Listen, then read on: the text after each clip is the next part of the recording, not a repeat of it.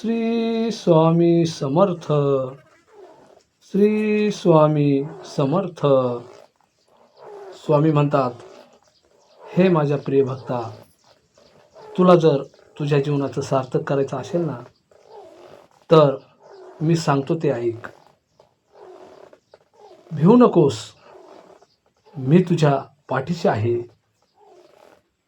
संकटे आली तरी घाबरू नको, ती सुद्धा शिक्षण देतात. कधीही स्वतःचा विश्वास गमावू नकोस. स्वार्थासाठी भक्ती नको, भक्ती निस्वार्थ असावी. मन पवित्र ठेवलं तर परमेश्वर आपोआप भेटतो. कठीण प्रसंगी धीर देणं आणि धीर ठेवणं म्हणजे खरे श्रद्धावान होणे. तू जे देतोस ना, तेच तुला परत मिळतं. म्हणून देताना चांगलं दे. ईश्वरावर श्रद्धा ठेवलीस तर मार्ग आपोआप तयार होतो. सत्कर्म करत जा, फळाची चिंता करू नकोस. आळस हा साधनेचा शत्रू आहे. सतत नामस्मरण करत राहा, तेच तुझं खरं रक्षण करेल. गुरु वाचून कोणत्याही मार्गाची पूर्णता होत नाही. स्वतःची चूक मान्य करणं हे आध्यात्मिक प्रगतीचं पहिलं पाऊल आहे. सत्याला घाबरू नकोस, तेच तुला मुक्त करेल.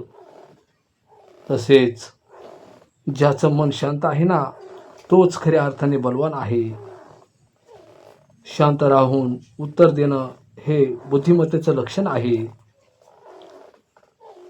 शत्रूला क्षमा करणं म्हणजे आत्मा मोठा असणं. संकट ही परीक्षा आहेत, त्या पास होण्यासाठी श्रद्धा लागते.